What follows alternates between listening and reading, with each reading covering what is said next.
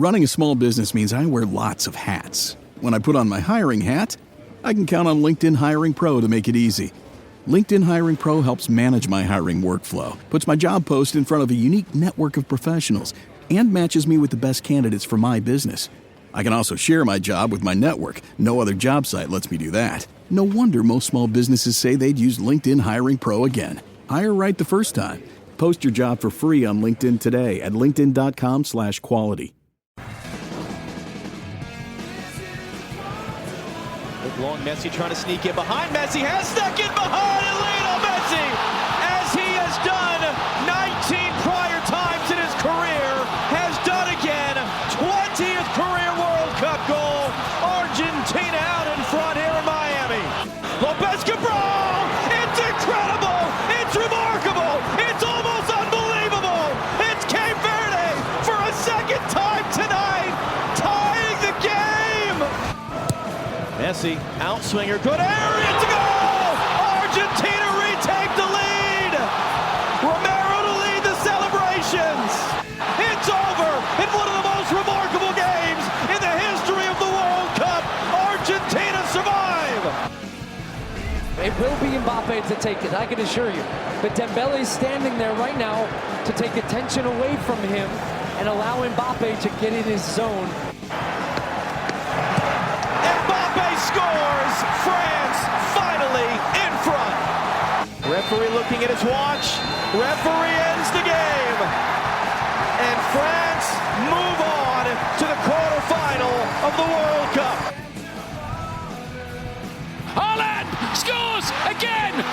Norway lead! The Northern Lights are shining! Haaland, he wants another one. He's got another one! How about that? Extraordinary! Just phenomenal. Norway are on their way to the last eight. Haaland is a hero. The goalkeeper is a hero. And Brazil are knocked out again by a European team. Takes on Gallardo and crosses. Free header 1-0. England lead. Jude Bellingham in the Azteca. It's played on to Harry Kane, who crosses, and Bellingham's there again. And England lead 2-0. And in the blink of an eye, the game's getting away from Mexico. Harry Kane scores. England lead 3-1. And the England captain scores his 85th international goal. The referee blows the full-time whistle. And the Lions roar in the Azteca. England through to the quarterfinals of the World Cup. The Lions roar in the Azteca. Harry Kane, quality. Jude was over the moon. And don't forget, England, my second. You don't get England. I've got 3 teams. How many teams do you have? Team USA, more than anyone else. We all have USA. More than anyone else. Viva la France! And England. Nobody wanted England. Oh, you don't? Norway's your third team. No, he just kind of abandoned Norway, but you have a point. I'm also pro Norway. Called that one as well. Norway was one of my draft picks when we were doing the thing. Well, you one of the love dark Holland. horse. I do know that. Yeah, because of Holland, I was like, well, how far can one guy pull a team? Turns out, well past my team. I hope you're okay in the wallet area. You know, Brew, I've been better. Unlike not looking at second homes like you. It's been quite a roller coaster tournament for you. USA, Belgium tonight. Balogun is back. Are we moving to the round of 8? Meanwhile, Holland, inevitable. Brazil, done. Dax McCarty joins us to commiserate/rub it in. Gianna gave Fletch my number. Oh, really? Yeah, he's taunting me. Texting me the big eyes emojis while I'm at the game, sitting 2 rows in front of Ronaldo and Ronaldinho, the Brazilians. Yes. And I think I was in more pain than them. I think they were watching like they that. knew. They were like, sure the miss spine us. of this team. Yeah. Exactly. You guys miss us, don't you? And finally, France wins. Are we getting closer to Le Seuil du Destin? Oh, my God. The door of destiny in French. I like that. You certainly can't be a French and England supporter. There's a real rivalry there.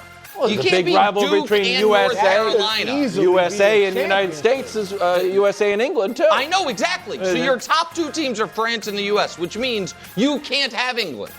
They're nobody wanted England. I'll take England. I got Harry Kane. That's quality. On this side. France and the U.S. teamed up in a pretty historic way against England. Yeah, I remember that. You remember it? I'm student of history.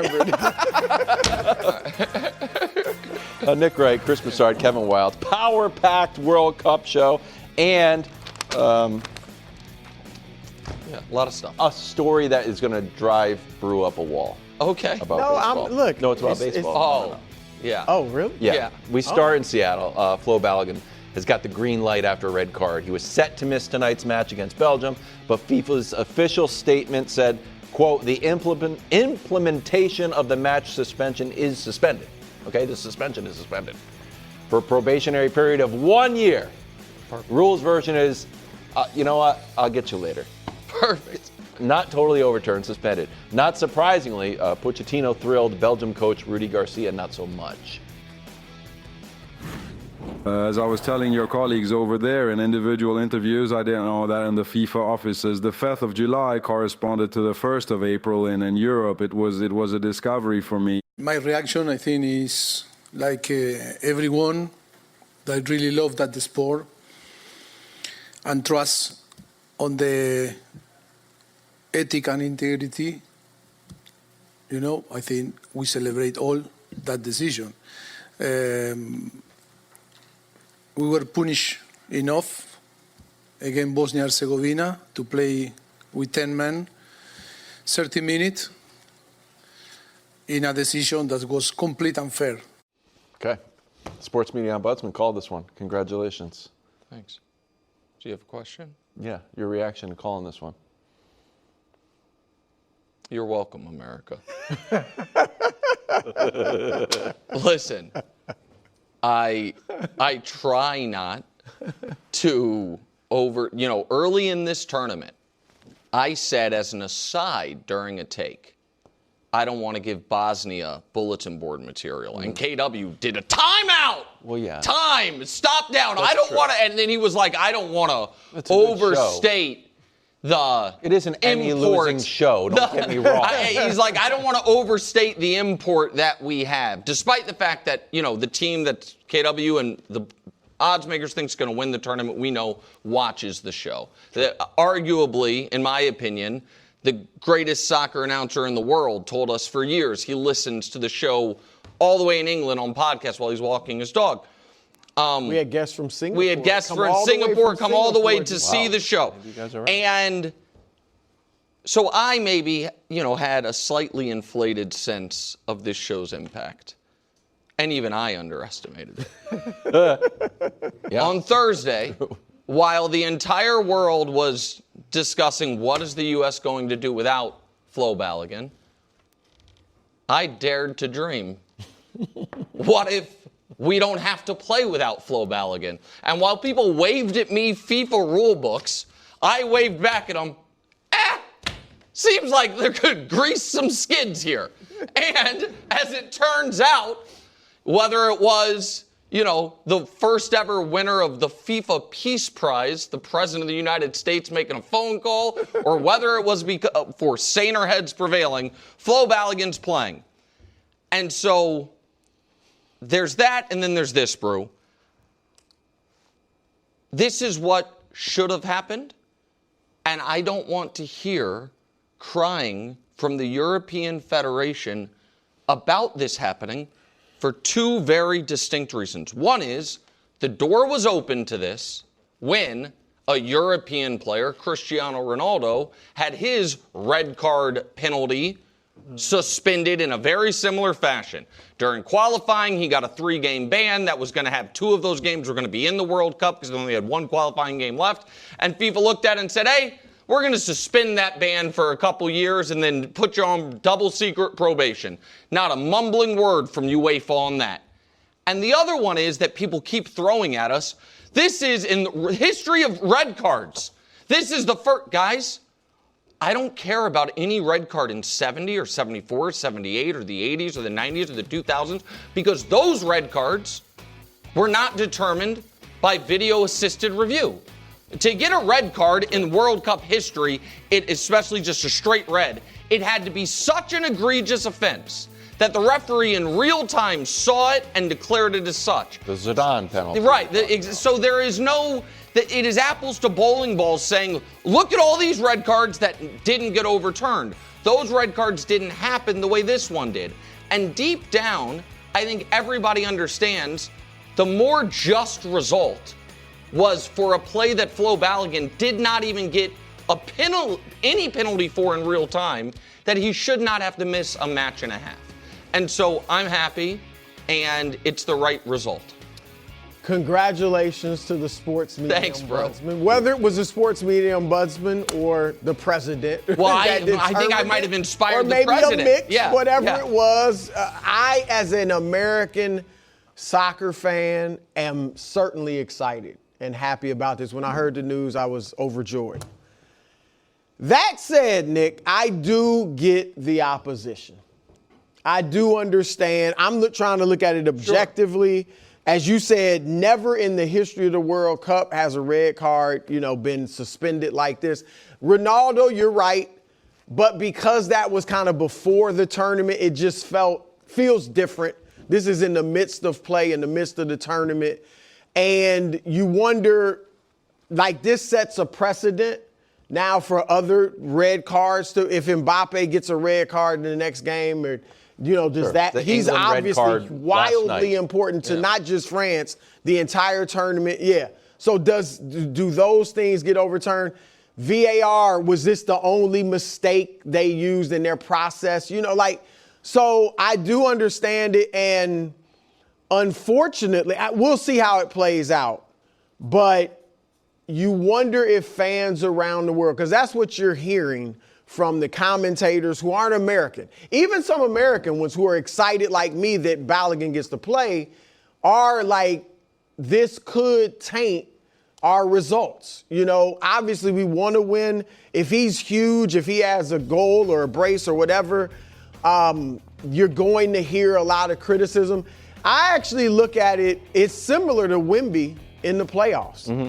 Now, different in that you can argue that technically he shouldn't have been suspended, but Wemby certainly got away with some things that most players would not. And so this is similar to me. So again, as a fan of Team USA, I really am excited, but I'm kind of torn because I do get the other side. So I think that's the major question, and I'll ask you, is this a slippery slope or not? I think as a basketball fan, we see techs and flagrants get downgraded all the time, and it never leaks into, and now, by the way, that was actually a foul. That was a 2. He was on the line. It was a 3 or whatever it is. I think that's kind of the fear around this, where UEFA's statement that you hinted at, a tournament is never a pure standalone, and if the tournament in question is the World Cup, it has the power to drive positive or negative consequences on the game as a whole. We express our disbelief at such an unprecedented, incomprehensible, and unjustifiable decision. Now, granted, they have to represent kind of Belgium's interests as UEFA. Here's what I would say. If this is, I typically don't love slippery slope arguments, because I think usually it means people don't want to fight on the current terrain. Sure. They want to extrapolate to a bigger issue, because I think for most people they look at this one as tough terrain to fight on, because a lot of people thought it was an incorrect red card to begin with, so they'd rather talk about it. But not everybody. Not everybody, for sure. And Stu Holden's, coming on with us, and was adamant from the beginning that it was the wrong call. If there is a slippery slope, and what we slip towards is less punitive post-match measures for shaky Reds, I think that's a good thing. You know what I mean? Like, I think that if they're right that, like, now for all of soccer history, a red card is meant thrown out plus a suspension, and if this opens the door to, as a for instance, if the Messi play that we've shown a lot, if that were to happen down the road and he get a red and then be like, yeah, not suspended, I don't think that's a bad thing. I think that there is, and I'm not someone that tries, that parachutes in for the World Cup. I actually watch a lot of soccer outside the World Cup, but regardless, and then tries to change long-standing soccer rules. I'm not trying to do that. But I do think there are long-time soccer fans that accept how punitive a red card is while wishing there was an orange card. You're thrown out this game, but it doesn't necessarily carry the automatic one-game ban following up with it. Sure. And so, so like that, if there is a slippery slope, I'm okay with that part of the slope being slippery. All right, we'll have more on this game throughout the show and Stu Holden coming up. That game's tonight at 8 on Fox. Last night in Mexico City, Jude Bellingham scores twice in 2 minutes. Harry Kane added an insurance PK goal while the Three Lions were down to 10 men. England takes down Mexico in Estadio Azteca, where Mexico had only lost 2 games ever. Here was a hoarse Harry Kane postgame. Yeah, it was a crazy game. We had to fight. We had to find something. I've just been sitting there. I can't really talk, but all the occasion, the team, everything against us, we found a way. There we go. Wonderwall was rough after the game. Are you surprised England won this game? Not surprised. I thought this was kind of a 50-50 game. I know you had advantages for Mexico City being in that stadium, the altitude, which was, the impact was lessened by the weather a little bit. And then the crowd, all of that. But England impressed me greatly to the point where I now believe they will beat Norway. And then maybe I'm prisoner of the moment from just what we saw with Argentina. But I am picking England now to represent that side of the bracket in the final. Wow. And look, the goalkeeper Jordan Pickford was fantastic, I thought. And unbelievable. Yeah, I mean, he was great, and he had kind of been shaky this tournament, hearing a lot of calls from maybe some other goalkeepers there, and he played great.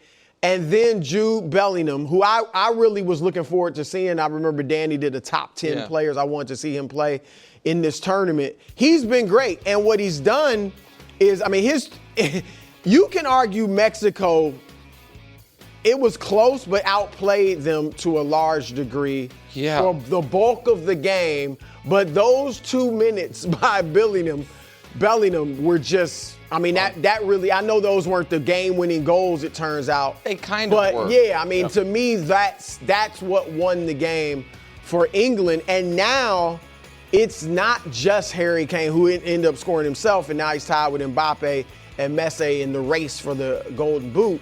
But now you have to worry about Bellingham as well. So I think that they are playing so well. They showed mental toughness when they went down to 10 players for the last third of the game and still prevailed. I thought the weather, the conditions, the crowd, all of that they overcame, the delay even, I know that's both teams, but they showed mental toughness and then physical excellence on the field. So I like England a lot. And they hadn't been that impressive in the tournament. I'd been very down on England, and I circled this game. The moment the brackets came out, not the round of 32, just the draw of, for England. That, assuming England was going to win its group, it did. Mexico was going to win its group. It felt like we were on a collision course for this game.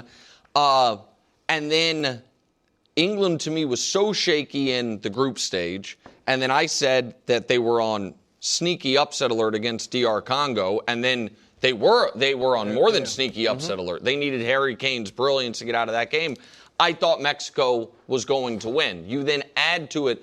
You're right, Brew. Both teams dealt with the same conditions, but I thought the delay favored Mexico, gave the crowd more time to get even more riled up. England more time, after, getting warm, dealing with that altitude. I thought that favored Mexico. Mexico was on fire early. The first 35 minutes of that match, Mexico dominated. Like you said, Pickford had some amazing saves to keep it at 0-0. Then, we didn't even mention, they get a red card and got to play down a man for 30-plus minutes. And while they had at least a one-goal cushion for the entirety of it, Mexico is just constantly attacking. Like, England's not even trying to create an attack once it got 3-2 after the red card. And I also thought the red card was a very tough penalty. Like, I understand it is a penalty, but it also, in real time, to me, didn't look like anything at all, and then you see it and they explain the rules, kick on their side of the leg, I guess it's automatic. All of that, and they overcome it like that. To your point, it's not a one-man show anymore. They are not, I'm not going as far as you're going, but what I will say is for the first time all year, I believe they can win it. I've been probably the lowest on England of all of us. Dax has tried to talk me off it. I agree with you. Like that, this was such a great performance, and my opinion, maybe I'm wrong, I think even though they didn't show it yesterday, and talk about Brazil in a minute, certainly at least Vegas odds and all that stuff, they now have an easier matchup in Miami than they were going to have. Playing Norway instead of Brazil, like they're the favorites in that game significantly. So yeah, I mean that was a great performance by England. England, Norway, Saturday, 5 Eastern from Miami. Yep. Now, that match was great. This match might have been even better. People said that the upset alert watch was foolish. But Cape Verde put on a Rocky-esque performance, pushing Argentina to extra time before the champs pulled away with a 3-2 win. FIFA rankings, Argentina was 1. Cape Verde was 67. Argentina advances to play Egypt. Cape Verde return home to a hero's welcome. Nick, were you surprised the upset alert watch almost came true? Absolutely. Especially because Argentina took an early lead.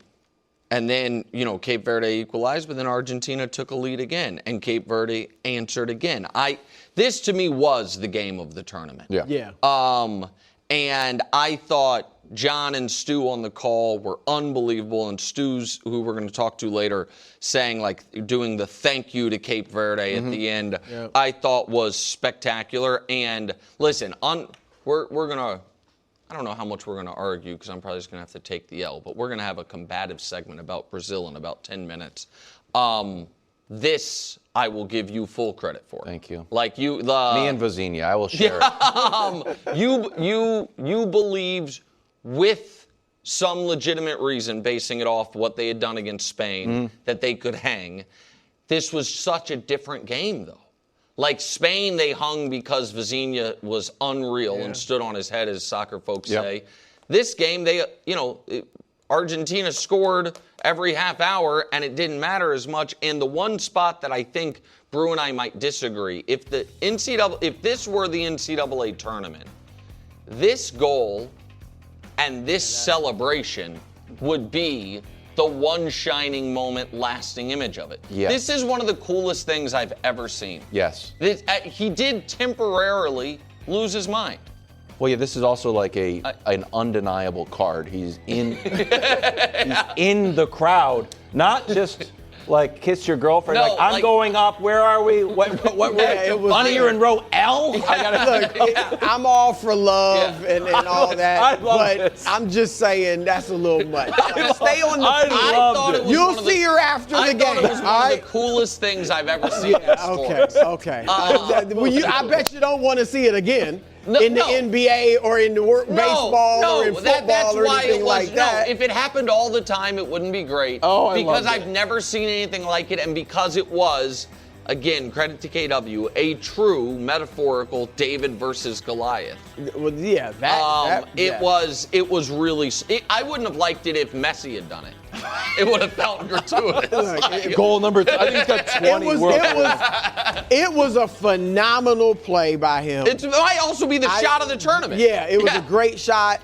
All for the excitement, but just stay on the field. That's all I'm saying. But look, we got to give Cape Verde, and everybody is giving them credit, but not just Spain. I was looking at it. Spain took them lightly. Spain doesn't win a lot of their opening games in the World Cup. We know that historically. But now the way they tied Spain, they basically played 2 of the top 3 or 5 teams in the world, even for 2 games. That's basically what they did.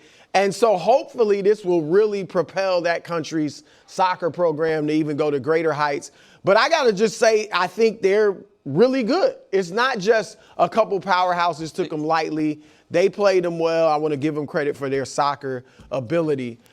This was exciting. I thought they had it too. There were points where I thought they are going to win this game. If they got to PKs. If they got to PKs, all the pressure's over. I think I had 3 takeaways besides just the fun of the game.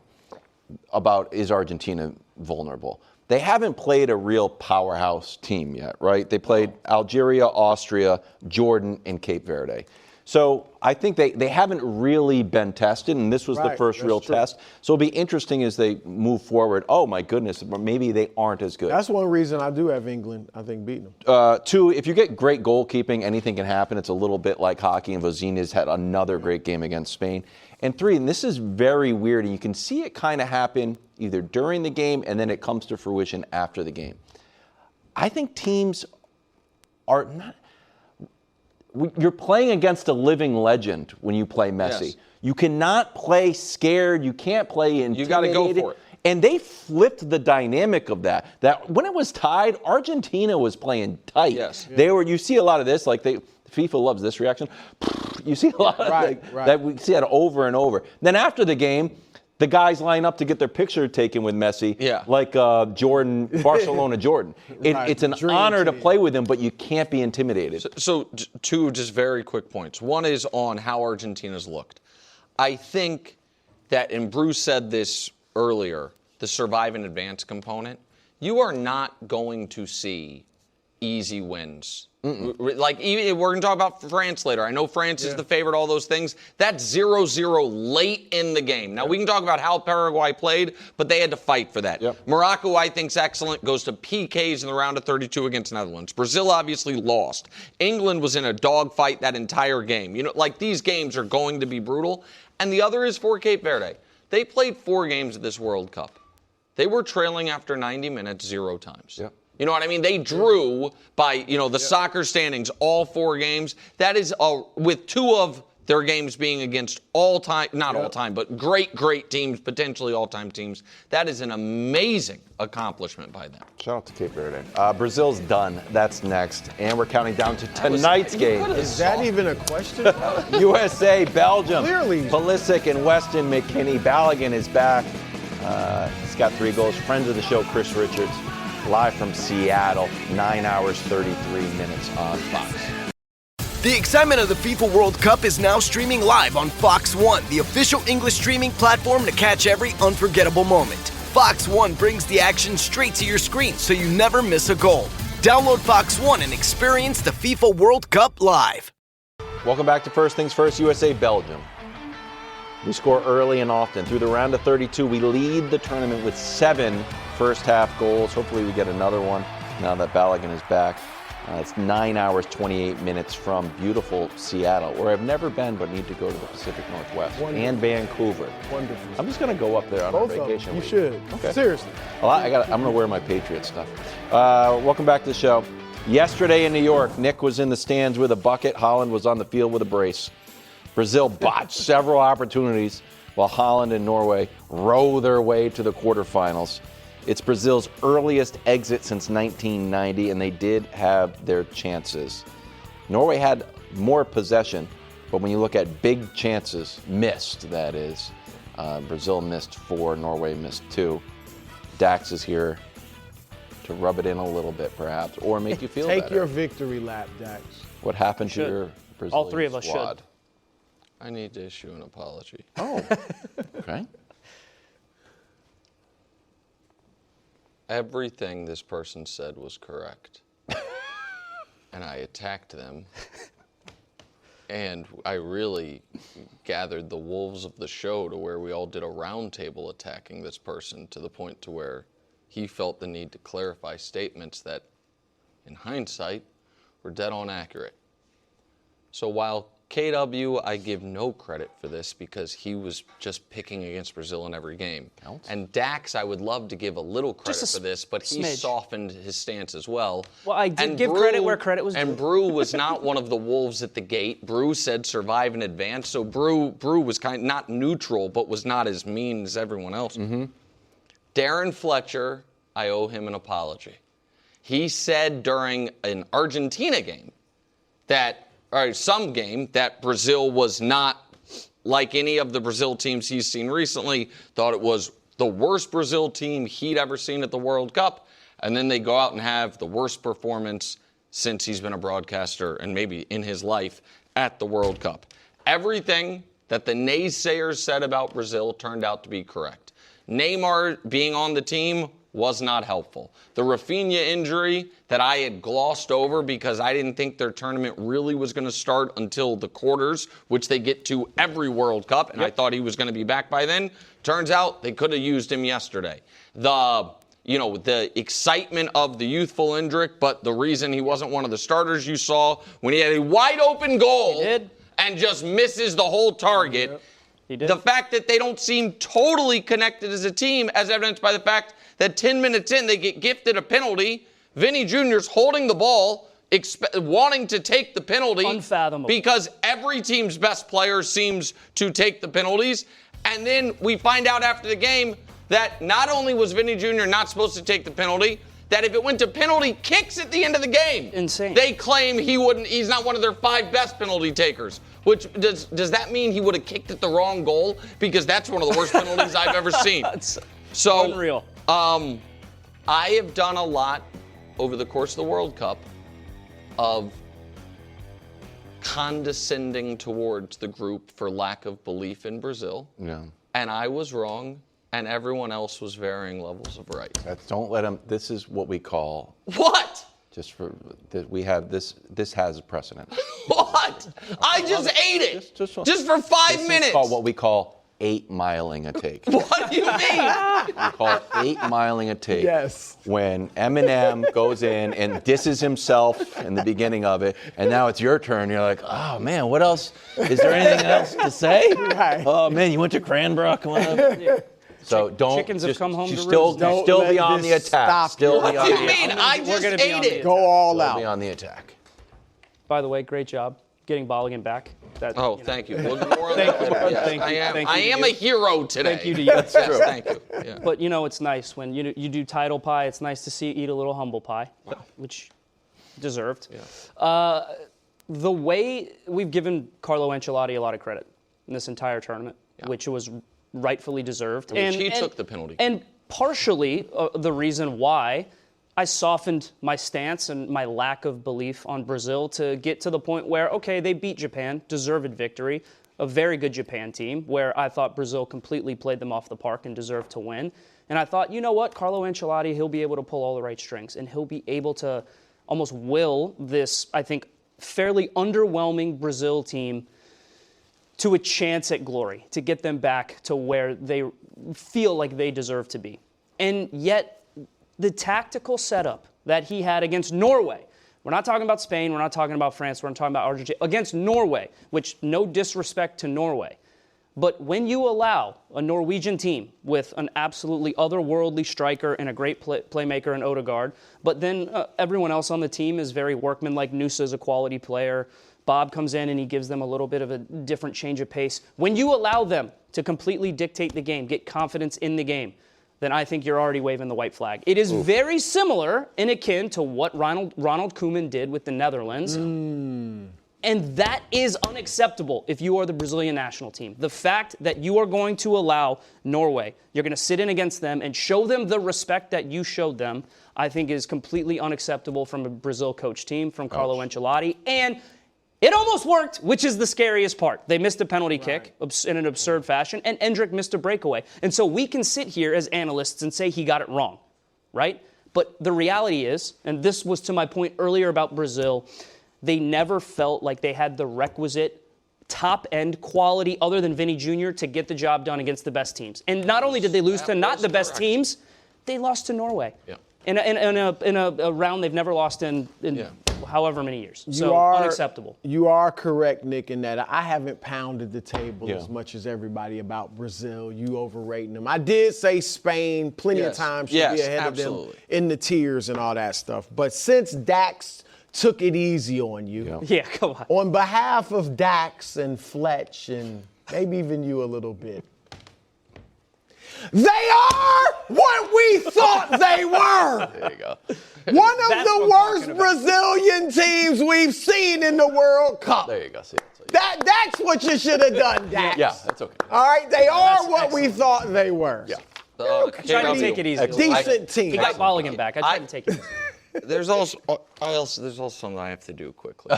Because Brew alluded to it in the walk-in video, which is my team's been eliminated. Yes, I saw you. This was my Brazil shirt. Yeah. That's going on. But it's also That's a nice shirt, It's also a sad moment.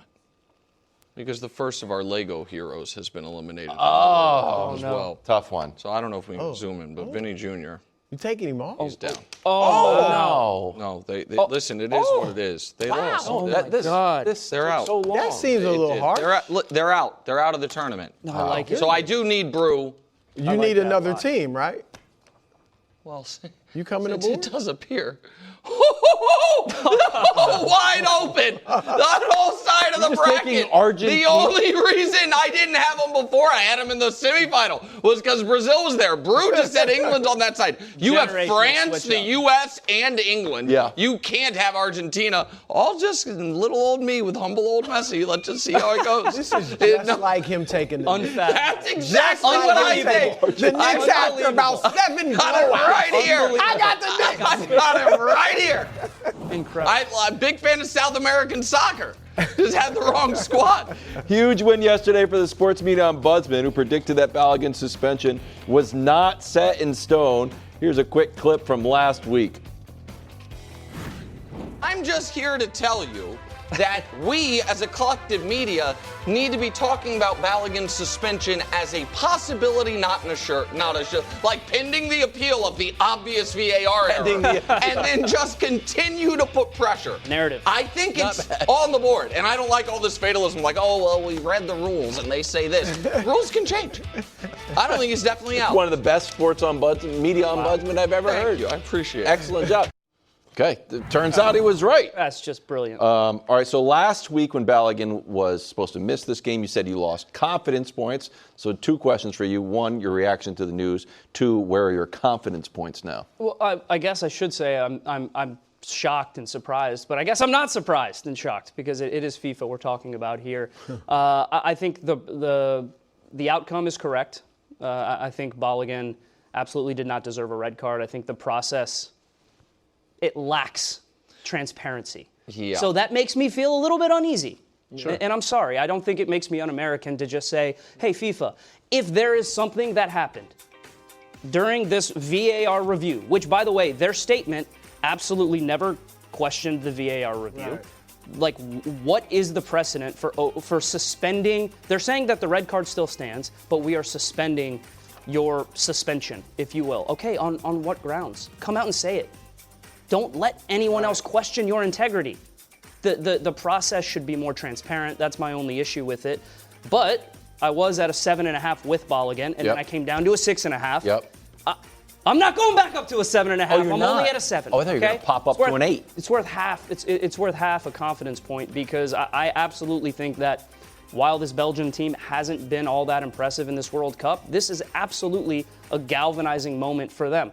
I absolutely think inside of a locker room, doesn't matter how many world-class players you've had and what they have accomplished, if you want to find a chip on your shoulder, if you want to find an us against the world mentality, if you want to fly the flag of everyone that feels like a great injustice has been done by this Balogun, you can find it. Yeah. They will absolutely find it. And so I think at this moment in time, Belgium has the ultimate respect for the U.S. men's national team. I think that they know that it is going to be a much different game than the friendly in March because the U.S. was missing a significant core of their best players. And so I am confident that the U.S. will get the job done. I'm confident that the U.S. will win, but not as much as last week. I was going to say, I agree with everything you said, which is why I'm less confident now. Now, I thought before Balogun was playing, I felt like, yeah, we're going to miss him. He's been our best player, but we're going to win. Yep. There was really no doubt in my mind. Now, I still think we will win, but I'm less confident. Because of what Dak said, like, this is definitely going to galvanize Belgium. And it's like us against the world now. 100%. We have gone from, obviously the other nations wanted to win, weren't pulling for the U.S., but in a sense, the darlings of the tournament. We're at home. We're kind of, surprising people by how well we played, to now the villains. And so, I'm a little less confident than I was before this suspension was lifted. I still think we'll do it, but it's going to be tough. So I'm more confident, and I also promised America something on Friday. Friday. What do we do on Fridays, KW? Title pie? Title pie. And I said the U.S.'s slice was assuming Balogun actually got suspended. But I said during Title Pie that if we find out over the weekend he's not suspended, I have to show you a new Title Pie Monday. Oh, we got a pie. Oh, my. So we don't have an actual pie. So just a quick. Okay, well, we won't go through the whole thing then. Sorry. This was the pie as of Friday. This is sad Brazilian slice. A lot of adjustments had to be made. Oh, you know what? Brazil's number 4 on Dak's big board. Relax. Going away. U.S. is 7%. Hubs, the updated pie. Updated pie. The U.S. all the way up to 10%. Okay. You also see my new pick, Argentina, now is the biggest slice because the path has cleared for them. But we'll get into that on Friday. Wow. But the U.S. up to 10%. Belgium slice stays 1%. I disagree with Brew. I understand the us against the world mentality is now on the other team's side. We did not have, in my opinion, a like-for-like replacement for Balogun. Just from a tactical standpoint. That's fair. Yeah, I mean, I understand we would have someone come into his spot, but I do think he's the best player on the team, or he's playing the best of anyone on the team. He's now back, and 108 minutes we've played it total with our starting 11? Yeah. Now we get hopefully 90. You're talking about like when Pepe heard the news. You're like, now is that allowed? Is that what? Portugal, Spain on Fox. Ronaldo trying to score against the Spanish defense, who was yet to concede a goal. 4 hours, 15 minutes, 15 seconds. July 4th in Philadelphia, Paraguay pushed, pulled, smacked, tripped, and grabbed Team France in one of the roughest matches of the tournament. Kind of worked. France didn't get a shot for 20 minutes, only scored one, but it was on a penalty. That's the one I was talking about, KW. Here's Zlatan. It was a different challenge for them today. It was more about not to get provocated, stay composed, stay calm, don't lose your balance, and don't fall for the trick that they were doing. Paraguay. And is it hard in the face of those moments? It is. I would get 4 red cards in this game. And maybe send somebody to But yes, it is what it is. Send somebody to After the game, Mbappe says, we've shown we're not just a team that knows how to play attacking football. If we have to get our hands dirty, we will do it. They thought we'd show up in tuxedos to play, but we know how to play dirty football too. Brew, you are our resident old school guy, tough guy. Your thoughts on Paraguay's tactics and France's victory. The floor is yours. I'm rough within the back. Thank you, Brew, as always.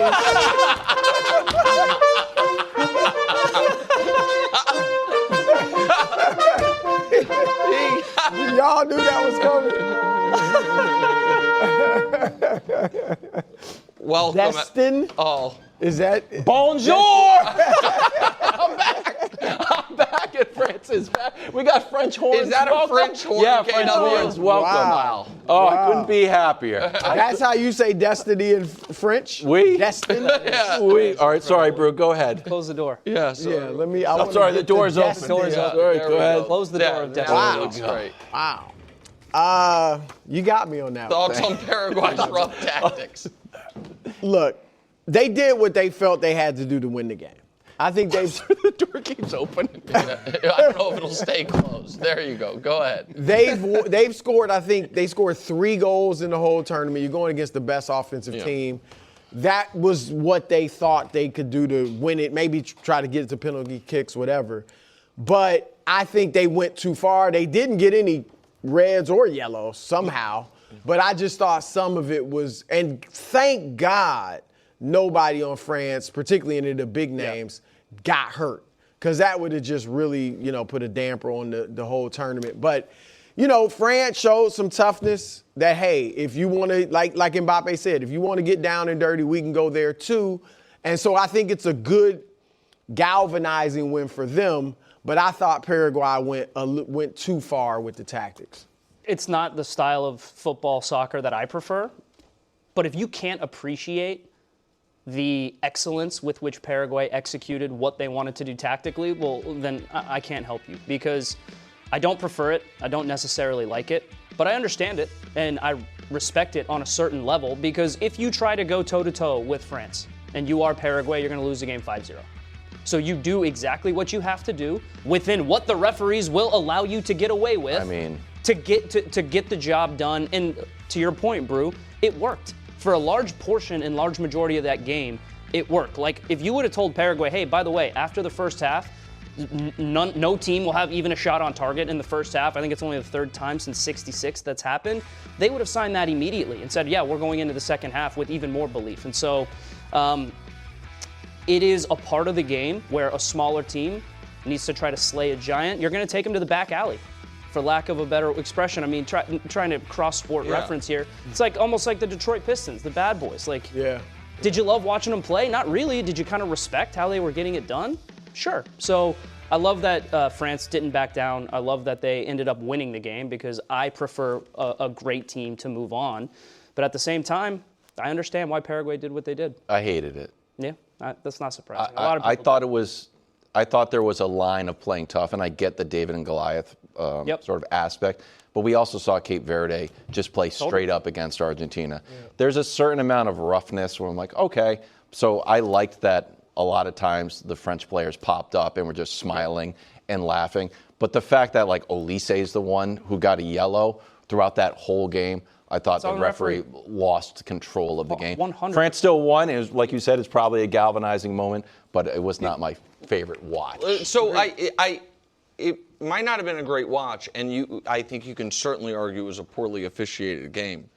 But I think from Paraguay's perspective, they did exactly what they should have done. Agreed. I mean, they are trying to win. Like, they're not here to make it easy on France. And to Dax's point, that was the only shot they had to somehow steal a win. And now you can argue they were never going to steal a win. But in the 68th minute, it's still 0-0. France never got an awesome scoring chance. They scored on a penalty. I think Paraguay's strategy was sound in that regard. And my final little thought, I do wonder what Morocco, who is far more talented than Paraguay, takes from that game, and the knock-on effect of the France players who do have yellows having to play a little more cautious in the Morocco game. You know what I mean? And Morocco saying, all right, we can play a defensive game, but also be able to score, on our chances. So I think it was smart by Paraguay, and I wonder if it actually did a little damage to France, as far as they're trying to win the tournament. But France-Morocco from Boston Thursday at 4. Do you mind playing us out? The French horn has just been a wonderful addition.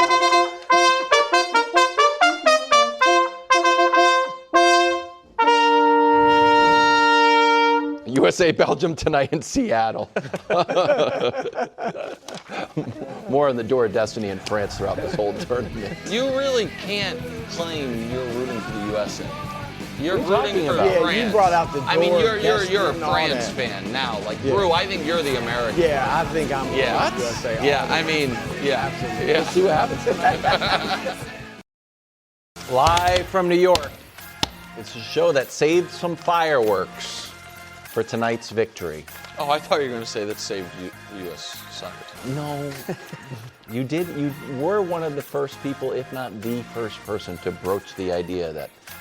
Yeah, and listen, we don't get political on this show, but people are interested. Just about an hour ago, the president gave some comments about how he found out what a red card meant and what possible avenues they had. Just go ahead and watch that and see if you think. Does he mention first things? Well, I know he watches a lot of Fox properties throughout the day. Like, you know what I mean? Maybe channeled up or down from news to FS1 and bam. Well, I'm just saying. It's a non-zero chance that we were on in the White House. Second hour of First Things First today. Does it look like England can win it all? Meanwhile, can Ronaldo be the first person who finally scores against Brew's team, Spain? But right now, no. As we mentioned, we're counting down to Team USA. Balogun's going to play. Our odds got slightly better when the news broke. We've played Belgium 7 times. We've lost 6 times. Of course, 1930 W's. A win would put us through to the quarterfinals. Here's Pulisic on the news about Balogun. Just super excited, obviously, for him. We're just happy for him. He deserves to be here, and he's put out such a good tournament, and just like after such a harsh ruling, I think like it's just great to have him back, and I'm mostly excited for him. When did you guys find out about this news that FIFA made? Just this morning on the way over here, to be honest. Bit of a surprise to some of us, but yeah, I think it's just great news overall. Okay, how much pressure is Team USA under? Well, the World Cup's not a success if they lose tonight.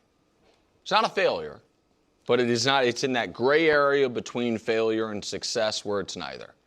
And disappointment. Yeah. I mean, I would consider if they lose tonight, this tournament is, while fun and memorable, ultimately disappointing because they did not achieve their clearest, most obvious objective, which is break the somewhat hard ceiling of the round of 16 with what should be our best team ever in a home World Cup, in what ended up being a fortuitous draw from the group, and then a fortuitous draw in the tournament up through this round. It gets very, very hard for everybody, obviously, after the round of 16, because we have been here before, Brew. Again, in 1930, there were 11 teams.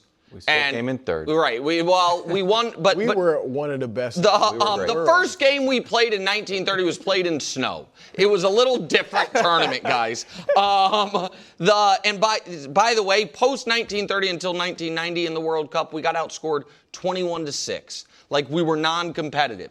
And then we had, our moment. So here's what we've done in this round. This could say since 1930, but we did since 1990 because there wasn't always a round of 16. We lose a lot. One time we won, and that win against Mexico, while awesome, didn't feel like beating a European power because it wasn't. It was a Mexico team that a year before we had beat in a competitive, non-friendly international match. Like everybody has these great memories, Brew, of 1994. But just to set the table for that, in that tournament, we drew against Switzerland, we beat Colombia, and then we lost every game the rest of that tournament and every game in the next tournament and scored 1 goal total in those 5 games. This is an opportunity to say, this is our golden generation. Right now, this team, this coach, these players, and if they don't win, then it's that was really awesome moment against Australia. When we all sang and all of that. And a nice win against Bosnia, and we're huge favorites. Good memories, but nothing sticky. So that's how much pressure. It's the biggest game for all these guys in their lives up to this point. Yeah, I do think this is the best U.S. team ever. We've, scored the most goals ever in the World Cup. We've won the most games. Won the most games ever in the World Cup. But it's hard to say that if you don't get at least answer, because we've been to the quarters once, too. If we don't get at least that far, you can't really say this is the best team ever, even though it looks like it to many of us. So I think there's that. I agree with you, Nick, that it would be a disappointment. And when you see some of the upsets, Norway beating Brazil, you see some things like that happen, you're starting to think, why not us? Even Cape Verde coming close against Argentina. Why not us? And to lose to a Belgium team that's not as good as some of their better teams in the past would be incredibly disappointing. It also would be an opportunity lost because we've talked about how they've kind of gotten the imagination of the whole country. People that aren't even into soccer are now watching and stuff. This is an opportunity to even get more. Yes. I know soccer, obviously people in America play soccer. I think maybe more than any sport as far as the youth. But even some of our better athletes that might only look at other sports now if we keep going, may look at soccer and say, you know what, I'll play soccer instead of football or whatever it might be. And so this is an opportunity to really propel our program to further heights. So we need to win this. And then, honestly, Nick, the Flo Balogun thing, I think that heightens the pressure. I because agree. now, like I said, the world is a lot of the world is pulling against us now. So now we have that as well. And Dax, you have a play breakdown. I think you were working on this pre-suspension, and then we're like, Flo's out. We might not use it. But all of a sudden, Flo is back, and so is your play breakdown. Yeah, Flo is back, and obviously this is going to be... Going to the big board? Yep. We're going to the big board. Wow. Yeah, I feel really special right now. Have you guys ever been sent to a big board before? What? No. This is We did this with Danny, and I felt really special. I felt like I could really spread my wings and fly. But this is not necessarily Balogun specific, but it is specific to how the U.S. men's national team has not just used great attacking progressions out wide to put teams under pressure, but how they have used their high pressing against teams that they are clearly better than. And this is going to be, if we roll the tape, Balogun's first goal against Bosnia. I want you to look at the positioning of our three central midfielders and look at where they are in relation to the amount of space on the field in front of our back line. You fundamentally do not play this way unless you have full faith and trust in your tactics, in your center backs. This is an unbelievable pass from Tim Ream to be able to find Tyler Adams through three different Bosnian players that are all looking to counter-press, repress, hit the U.S. in behind. The flick-on from Tyler Adams is ingenuity at its finest, something we don't normally see. But the fact that the U.S. get on the ball, they turn, they play forward, they run forward, there's an element of fortune about this goal, but you do that because you put a scrambling backline under pressure. And that pass from Tim Ream right there is one of the passes of the tournament. And it shouldn't be lost on anyone how impressive that composure is, that skill is, to be able, in that moment, to find a player and to be able to set us on our way against a team that was, quite frankly, really hard to break down. If you are able to win those moments and win those plays, then you are going to be able to be dangerous against Belgium. The problem for the U.S. lies in the fact that Belgium will be more comfortable playing out of the back. They will be more comfortable on the ball. And if you want to expose yourselves like that against a better team, then you're playing with fire. It is a risk, but this is how Pochettino plays. High risk, high reward. Nothing shows that better than that goal from Folarin Balogun. And that's one of the reasons I think KW, yes, winning helps capture America's imagination. But you know what is the best way to win if you're trying to get people into a team? Scoring goals, baby. And so we've scored, I think, 10 goals in this tournament? That sounds Is that right? No, I guess it would be we've scored 9 goals in this tournament. We have 7 first half goals. We beat Paraguay 4-1. So we've scored 10 goals. 4-2, 2-2. And again, when I was preparing for the pressure thing, I just went through the game log of every U.S. men's national team game. And my God, it's a lot of 1-0s in either direction. Oh, yeah. You know what I mean? And so, that part of it, and I really do like that Pochettino decided, because I think he had to decide well before the tournament, is our path going to be, again, mixed metaphors a bit, a Paraguayan path of, we're going to be tough, we're going to be physical, we're going to hopeful, pull you down into the muck, and then have, as you've talked about, a couple moments of magic to try to, win a game that way? Or are we going to play open and free and recognize we might give up a goal or even 2 and still be able to win that game? Correct. And I just think that's a more enjoyable way and that for brings your in team casual to play. fans. Yep. Casual fans are like, look at how exciting it is to watch us play. Our projected path, if we get past Belgium, projected Spain, France, Argentina. Well, yeah, but that's Let's cross that bridge when we get there. But that's why Tim Howard said to win the tournament, you'd have to play. He said the best game of your life 4 games in a row, and I disagreed with that then. Yeah. But it is 3 games in a row. But it's not impossible. And Portugal is, odds are they have a 35% chance to win today. If we were to play Portugal, we're live in any of these games, but we're not a huge underdog to Portugal if they beat Spain. I hate to say it, Brew. I know you're a Spain guy. It's better for the U.S. But really, if you're a USA guy as well, But that means you also need to be rooting for Morocco, buddy. No, I like France. We all Last night, England pulled off the rarest of feats by beating Mexico in Mexico City. Jude Bellingham had 2 goals, saved a goal. Defense was tough as the 3 Lions played down a man for most of the second half. Dax, did last night prove to you that England can win it all? Absolutely. That was the game of the tournament for me up to this point. That was the England national team that I expected to see for the majority of the group stage, but we really only saw, I think, in the second half against Croatia, where their world-class attacking talent, the players that they have on their roster that are supposedly worth 9 figures on the transfer market, and look, some of them are, some of them aren't, in my opinion, but at the same time, they have yet to show it at a consistent level. Their wingers were excellent, consistently dangerous, creating chances. Harry Kane continues to do what he does by being one of the best attacking players in the world.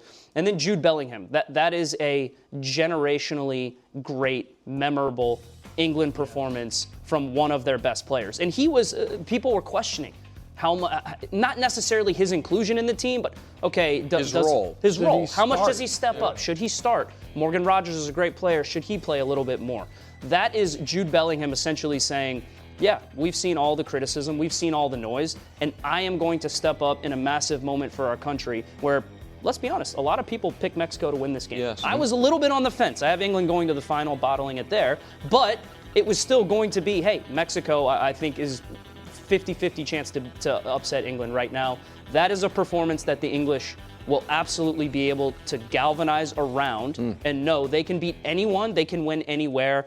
Yes, I absolutely believe that England performance, they can go on and win the tournament. I think with Bellingham, it was their first brace in 40 years, I believe, in the World Cup since '86. Outside of Kane, first player to do it. Well, yeah. In the knockout stage? Yeah, in the knockout stage. But I agree with you. I thought they showed not only physical ability, but mental toughness with all they overcame with the, playing with 10 men for the last third of the game. The weather, the altitude, the delays, like everything they had. Even, I don't know, the coach sounded like he was almost preparing the way to lose. Maybe it was some reverse psychology. I don't know. But I thought they showed that we're mentally tough and physically skilled. And I said earlier, Dax, I want your opinion. I now have them coming out of that side of the bracket. I've got them winning the next 2 games, presumably Argentina and Norway and then Argentina. So what do you think about that? Listen, I had them against France in the final in my bracket originally, and so I still maintain that. And now I wasn't confident in that choice, but I am a little bit more confident now that they are getting contributions from elsewhere and not just over-reliant on Harry Kane. And to your point about the defensive performance, that was a team that was willing to suffer. Tuchel made the right tactical decision to go to 5 in the back. And Mexico really had no answers. I'd never felt in that moment, Mexico's putting on a lot of pressure. Never felt like they were going to score. Just quickly, when we were previewing this game, we spent a lot of time talking about Mexico City, altitude, the heat, the crowd. There was fireworks in the hotel. To me, Dax, this felt like the hard ceiling of home field advantage. Yep. And I'm a little bit like we saw Canada's out. Yep. Mexico out. This is our first game. Does this give you any play to like, oh man, what about Seattle, the 12th man? Do you think that's at all parallel? No, I understand the parallel, but I don't. I think that it's all. I think you have to take each game individually. I also would argue just quickly, like Canada got knocked out because they were playing far better, a top 10 team in the world in Morocco, and they had lost home field already. I guess they were playing in America. Right. Mexico was playing a top 10 team in the world that was, on a neutral site, would be a heavy favorite against them. The United States is playing a team that on a neutral site, but I don't think Belgium went into the tournament top 10. Yeah. I don't think that if we did snap rankings right now, they would, I don't think they've played like that. Now, you could argue England didn't either. I think we'll see what the ceiling of home field advantage for the U.S. more likely in the following round, where we'll still have home field, but be playing a team on the level of Morocco or England, whether that's Spain or Portugal. Ronaldo versus Yamal in Spain's defense coming up from Dallas in 3 hours of 40 seconds. But first, here's James Corden. In our green room here, it was an intense watch, to say the least, but I think all of us here at After Hours remained very cool, very calm. What a save that is! Jimenez was convinced he's running. Gordon against Sanchez down this side. It's a big. Oh! Bakayo. Go on, Harry!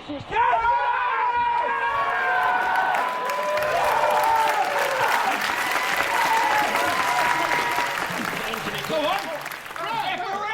Hold on. Go on! It's played on to Harry Kane. Yes!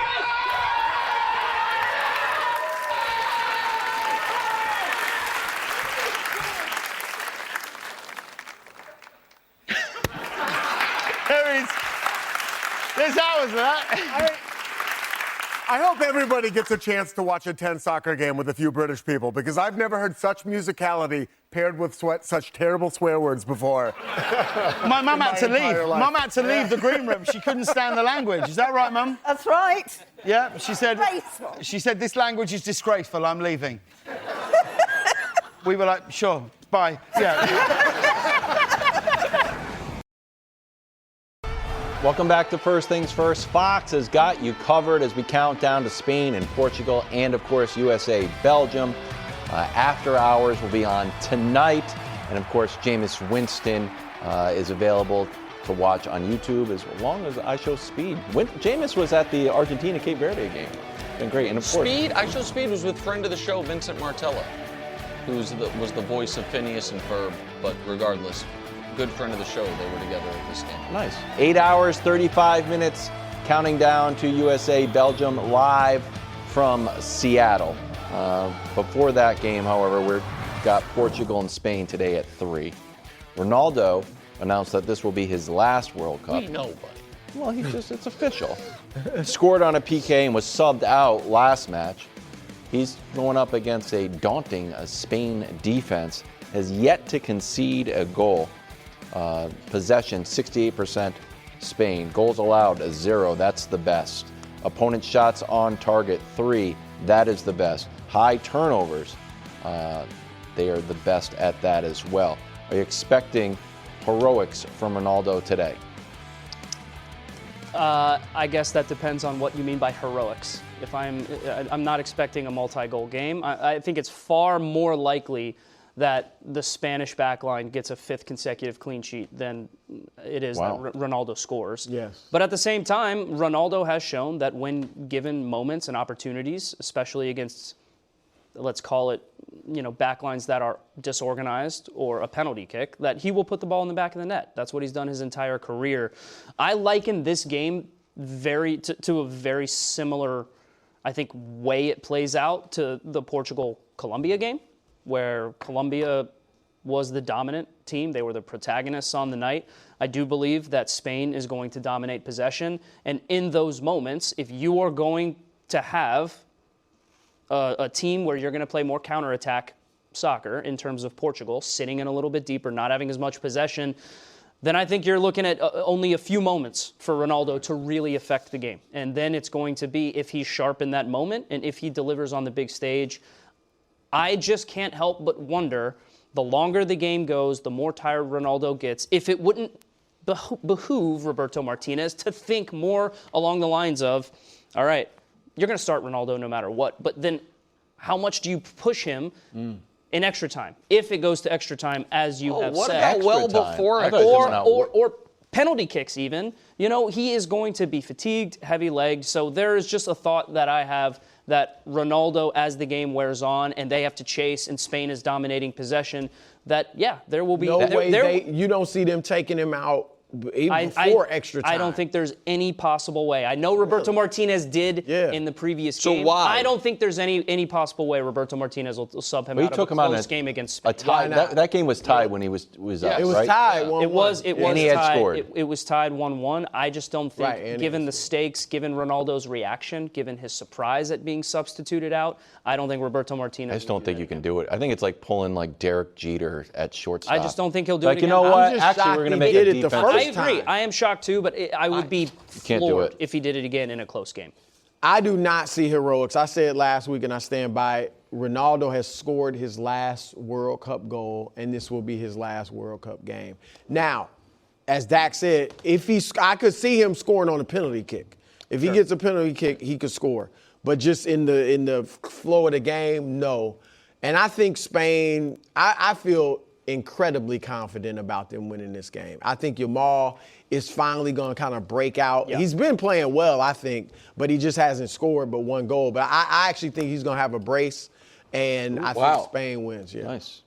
So can I talk about because listen, I'm not going to act like I've tried to prepare very well for this World Cup, and I think we've all done a good job, but I'm not going to act like I know Roberto Martinez's, tendencies or inner thoughts.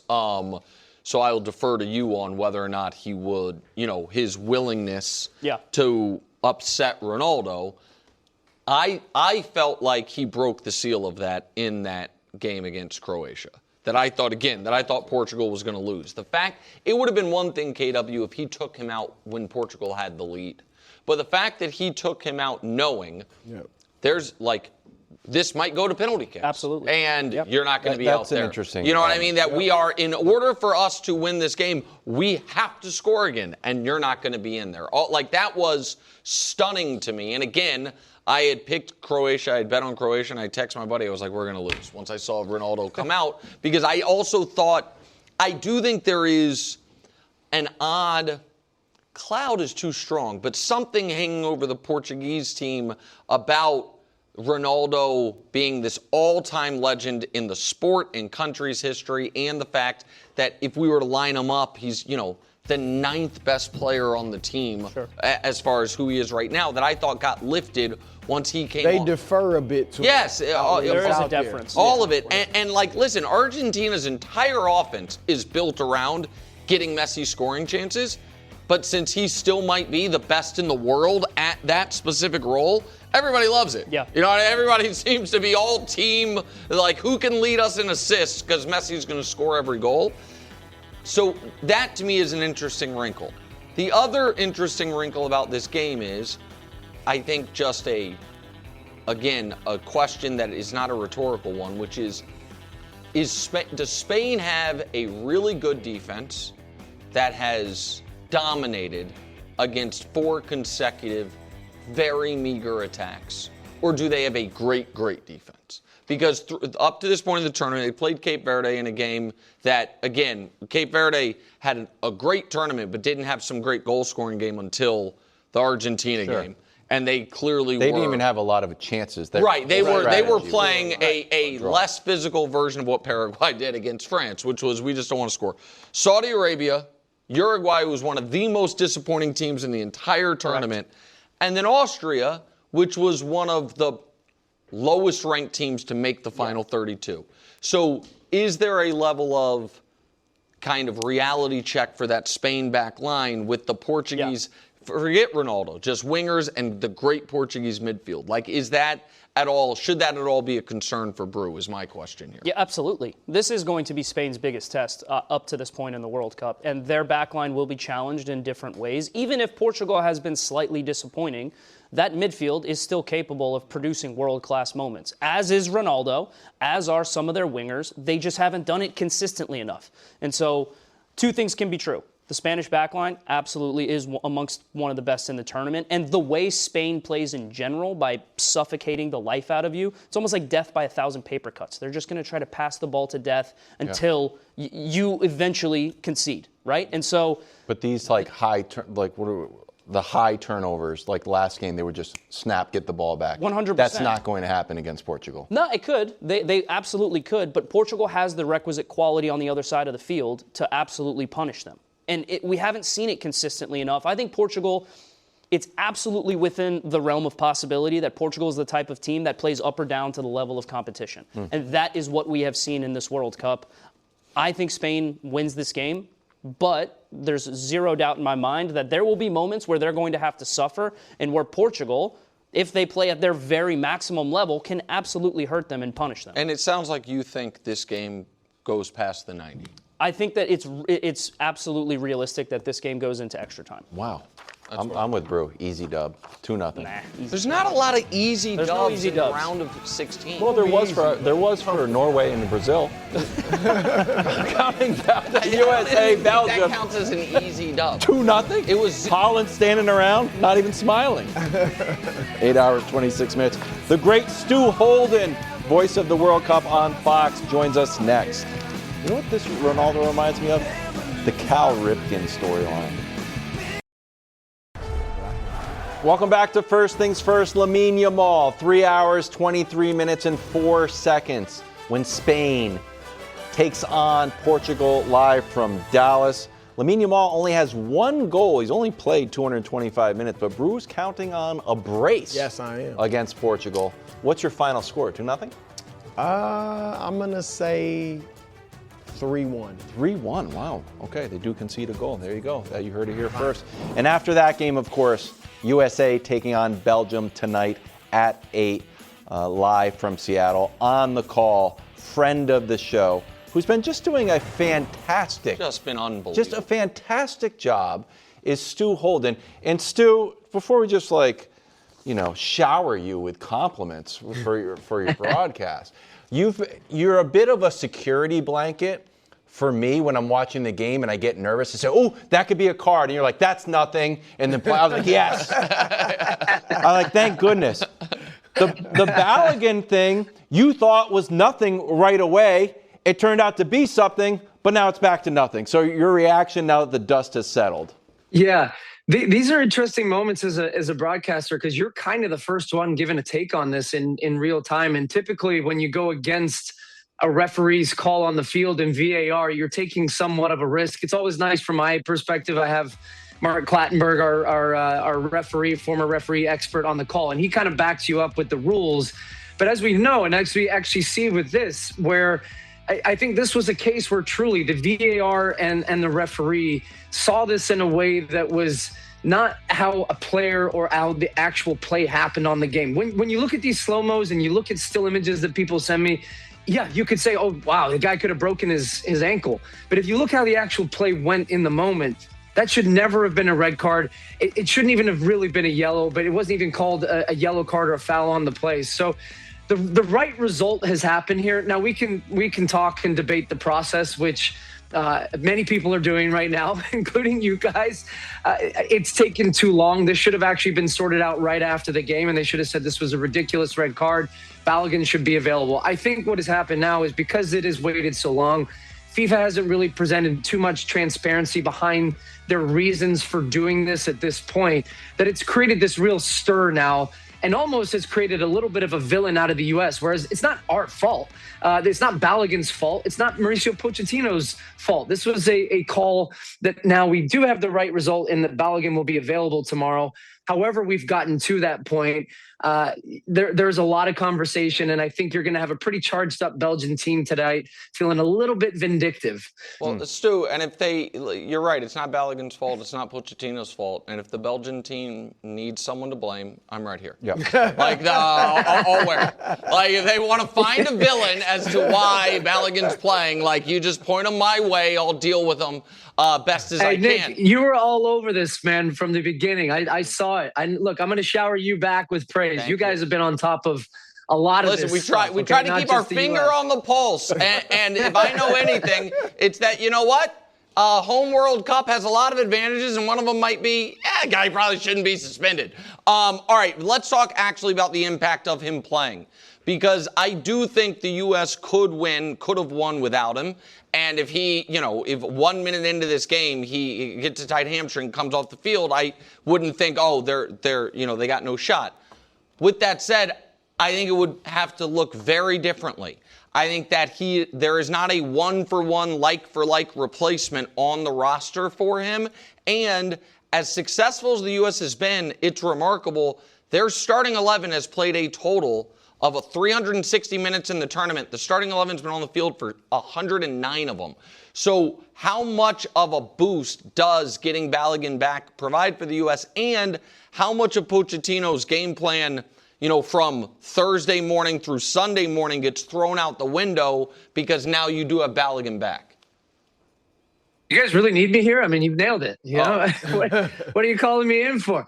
No, I think one of the really interesting storylines for this game tonight for me is that the U.S. have scored the first goal in every single game. And this is going to be a more difficult match now against a Belgian team that is not the Belgian team of the past. Look, we played this team back in March and we got beat 5-2. And I think if you look at that score alone and you start to think, wow, man, this is going to be a huge underdog. These are two fundamentally very different teams from that period, coming in a different way, from an intensity, from a momentum, from the way in which they have played the tournament. But I think you're absolutely right. There's no replacement, or there was going to be no replacement for Flo Balogun. Pepe is a very different type of player if it was going to be him. What Balogun has done and what he has shown an ability, which we have needed from that position for so long, is he can make chances happen for himself. He doesn't always need guys feeding the ball in the right spot. He can run into the channels. He can drag defenders. he makes space for his teammates as well. And so by doing that, I think it really makes us a much more dynamic and difficult team to play against. I actually think the biggest beneficiary of this tonight is going to be Christian Pulisic. We have not seen a marquee game from the guy coming into this tournament. We were all saying, hey, the U.S., if they're going to get to a quarterfinal, Pulisic will have had to play the tournament of his life. Really hasn't. I mean, he played 45 minutes in the first match against Paraguay. He played a handful of minutes in the last game against Turkey. He was fine the other night against Bosnia, but he's not the Pulisic that we know is capable of. And I think by Balogun being there will be so much attention on him defensively from Belgium that he's going to get chances to go 1v1. If he beats his guy tonight in the wings, he's going to make the game, and I'm calling it now. Pulisic's going to have a marquee night. It's going to be his night, and I think if he does that, we're going to beat Belgium. Love it. Yeah, I was going to ask you about Pulisic, how you think he's played, what you expect from him tonight. You answered that. We've talked about the pressure on Team USA. They've, I think, been the best team we've ever had, to this point. But if they lose tonight, it's hard to say that with them not getting to the quarters. So how do you feel about how much pressure is on them?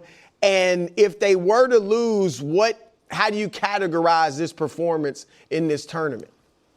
Yeah, bro, I think you make a great point because as it stands this morning on game day, we are the last host nation left. Mexico and Canada both went down in this round. And if we look at it in the cold, harsh light, and we're not caught up in this moment like we are right now, because I'm loving this. This is so much fun from our perspective to root for this team. And it's not just that we're winning, it's the way in which we're winning that I think people have fallen in love with this team. But if we're to lose to Belgium tonight, let's look at the facts. We'd be out in the round of 16 again, which is the same round. I know we've added a round in the round of 32, but it would be the same round that we have lost in the last previous tournaments. We've beaten Bosnia-Herzegovina, Paraguay, and Australia. Not really the heavyweights of global soccer. This win against Belgium is why Pochettino was hired. He's why we believe this team is capable of doing something that people have not done in the past in U.S. soccer history. Been to the quarterfinal once in 2002. 1930 is a different tournament back in the first edition of this tournament. So for this team to be viewed historically as we move forward as the best team, as you've said, the best team that we've ever had, they've got to win tonight. They have not had a signature win in this group's history. So this is where you get it done. When you get to this stage of the tournament, you're playing against good teams. And our ability not to make mistakes is going to be what wins us this game. We have a ton of quality. We have guys that can go toe-to-toe with Belgium. I think we have more athletic qualities that will help us be able to run over them in different moments. But yet, look at Canada, look at Mexico. They conceded goals in set pieces. They concede goals off mistakes. They'll find margins at this level. The best teams find ways to win games. The lesser, more inferior teams find ways to lose games. And we just cannot lose this game tonight, and I think we can genuinely win it. We've got 7 first-half goals. We score first all the time. We've got a bunch of goals off set pieces. At the same time, I have been over the moon confident in our defense. We're lucky to have, we had Chris Richards on the show. We had Tim Ream on the show. I just feel so good when they're back there. Do you see a way that Belgium can penetrate our defense and really put up multiple goals? Yeah, they didn't penetrate it the last time we played them. They kicked the doors down and smashed 5 past us. And like I said, this is just a different group that's on the field right now. I love that you're giving a nod to the defense. And what I would say is the team has defended really well in front of that back 4. But how good is Tim Ream and Chris Richards and Alex Freeman and Anthony Robinson? They've been immense. Matt Freese, I thought, was pretty solid as a goalkeeper. We had questions about him.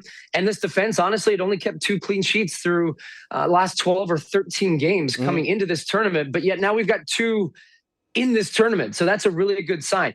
It's not going to be easy tonight, guys. And I think this is a Belgian team that's 17 games unbeaten. They are a good offensive team. They have Lukaku. They have De Bruyne, Jeremy Doku, Tielemans. They have big time players. So we are going to be in a situation where we're going to. I think Belgium actually coming into this. I'm peeking down at my notes just to the bottom right of my screen here, but they have more shots than any other team in the tournament to this point.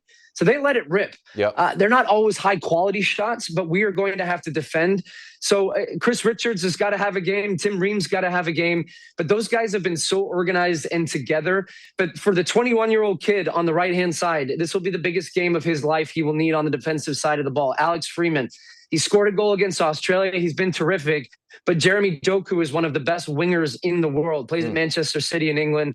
And he's a nightmare for the best of defenders. So it's not just going to be him. It needs truly team defense, and you need double teaming guys in moments like that to make him dish the ball. Stu, we'll let you go on this one. There's a lot of terms in the soccer world that we don't use in other sports, pitch and boots and clean sheet instead of stuff like that. Here's one that seems to apply for soccer a lot that I never hear. They're going to have to suffer. We hear suffer a lot. Like they got to suffer together, particularly when a team's down a man. It's like, get ready for some suffering. I'm like, man. So you said that after, a lot, obviously. I think, yeah. No, but you said it particularly after the red card. So here's my question. Not why do you use the word suffer? It seems like everybody does. Is that a bonding experience for that group? That they were down a man in a elimination game, not only did they perform, they added to the lead. Like, is that a sneaky benefit of what happened to Balogun, that team somehow became actually even a touch closer? It's like going through traumas in different ways where it brings you at times closer together. You guys watched England-Mexico last night. Man, that game was a heavyweight slugfest. Yeah. But how about England? They suffered through. Did you see the reactions of their players after the game? I mean, Bellingham falls on the ground. There was a reason there was so much emotion and like that. Absolutely correct. That's an important reminder, though, for tonight. There will be moments in the game where people will probably be watching this, and the U.S. will be sitting back in a defensive shape, and Belgium will have the ball. And people will think, why aren't we pressing them? Why don't we have the ball? These high-level games against good opponents where both teams are good, it's going to go back and forth. And your ability in these matches to ride those waves, to suffer in stretches, to withstand sieges of attack and momentum from the other team. But then as soon as you get that ball, to be dangerous and instantly apply the pressure the other way. I think that's the best quality that this team can have. They did that against Bosnia. And how about a credit to them? Even though they suffered defensively down a man, they still found ways to play with the ball with 10 men. But there is a little bit of a feeling for them going into this game. I know people have been saying, well, Belgium, they're going to be charged up because Balogun was back.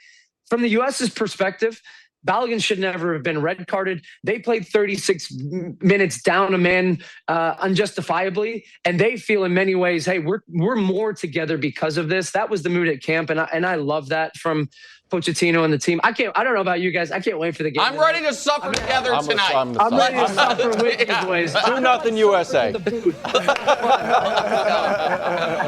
Thank you, Stu. That game is coming up in 8 hours and 10 minutes. USA, Belgium, and of course in 3 hours and 9 minutes, Portugal, Spain. Is this Ronaldo's last World Cup game? Can he score against Spain? No one has yet. Live from Dallas on Fox.